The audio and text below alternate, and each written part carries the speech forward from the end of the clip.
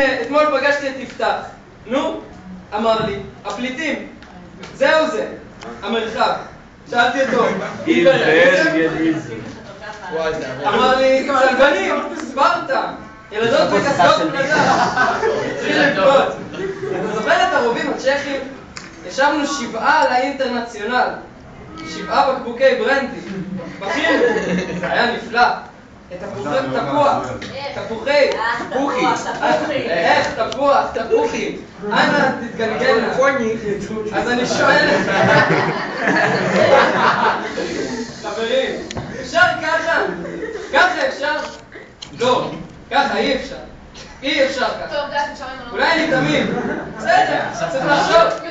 זהו, צריך לחשוב. אבל מה? אין לכם מה לומר? גם לי לא. תכף יש קטע שירה. אבל לי, אומרים,